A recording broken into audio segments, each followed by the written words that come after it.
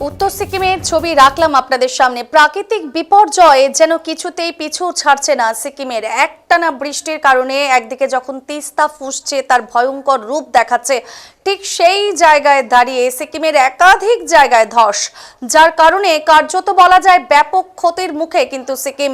এই মুহূর্তে একেবারে পর্যটকের ঠাসা সিকিম, যদিও পর্যটকদের নিরাপদ স্থানে নিয়ে আসতে তৎপর সিকিম প্রশাসন। বৃহস্পতিবার নতুন করে ধসের কোনো খবর নেই, যা কিছুটা স্বস্তি মিলেছে প্রশাসনিক আধিকারিকদের। এদিন সকাল থেকেই প্রতিকূল আবহাওয়া থাকার কারণে যুদ্ধকালীন তৎপরতার সঙ্গে শুরু হয়েছে উদ্ধার কাজ। উদ্ধার কাজে ব্যবহার করা হয়েছে হেলিকপ্টার ও বিপর্যয় মোকাবিলার দল। সিকিম প্রশাসন সূত্রের খবর, যে সমস্ত এলাকায় এখনো পর্যন্ত পর্যটকরা রয়েছে তাদের যুদ্ধকালীন তৎপরতার সঙ্গে উদ্ধার করা হচ্ছে এবং তাদের নিরাপদ স্থানে ফেরানোর চেষ্টা করা হচ্ছে। এর পাশাপাশি ধসের কারণে ক্ষতিগ্রস্ত রাস্তা মেরামতির কাজও চালাচ্ছে সিকিম প্রশাসন। যদিও স্থানীয় বাসিন্দারা জানাচ্ছেন, টানা বৃষ্টির কারণেই কিন্তু তিস্তা তার ভয়ঙ্কর রূপ দেখিয়েছিল এবং সেই স্মৃতি এখনো কিন্তু দগদগে হয়ে রয়েছে স্থানীয়দের।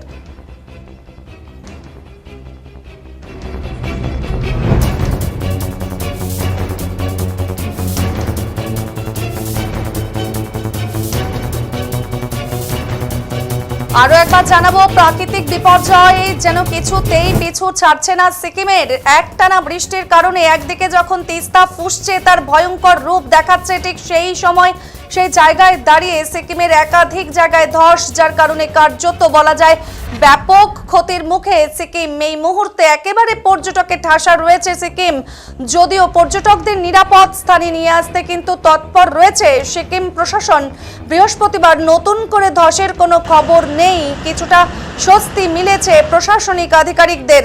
এদিন সকাল থেকেই প্রতিকূল আবহাওয়া থাকার কারণে যুদ্ধকালীন তৎপরতার সাথে শুরু হয়েছে উদ্ধার কাজ। সেই ছবিও রাখছি আপনাদের সামনে। উদ্ধার কাজে ব্যবহার করা হচ্ছে ভারতীয় বায়ুসেনার হেলিকপ্টার ও বিপর্যয় মোকাবিলার দল। কিন্তু একেবারে পর্যটকদের নির্বিঘ্নে নিয়ে আসছেন সিকিম প্রশাসন সূত্রের খবর। যে সমস্ত এলাকায় এখনো পর্যন্ত পর্যটক আটকে রয়েছে তাদের কিন্তু যুদ্ধকালীন তৎপরতার সঙ্গে উদ্ধার করা হচ্ছে এবং তাদের নিরাপদ স্থানে ফেরানোর চেষ্টা করা হচ্ছে। পাশাপাশি ধসের কারণে ক্ষতিগ্রস্ত রাস্তা মেরামতির কাজও কিন্তু চালাচ্ছে সিকিম প্রশাসন।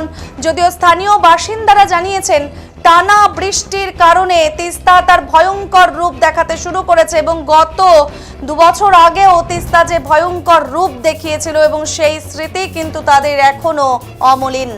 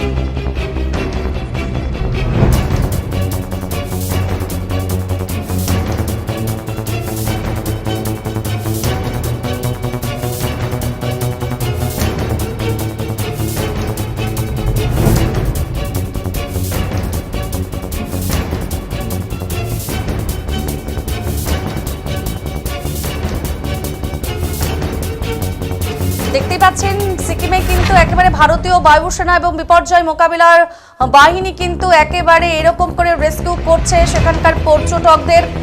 যে চাটেনের বিমানবন্দর এবং সেখান থেকেই কিন্তু একেবারে ভারতীয় সেনারা, বায়ুসেনা, বিপর্যয় মোকাবিলা বাহিনী এরকম করেই স্থানীয় সেখানকার পর্যটকদের যারা এতদিন সেখানে ছিলেন তাদেরকে কিন্তু রেস্কিউ করে দিচ্ছে এবং খুব সুন্দরভাবে কিন্তু তাদেরকে পাঠিয়ে দিচ্ছে নিরাপদ স্থানে।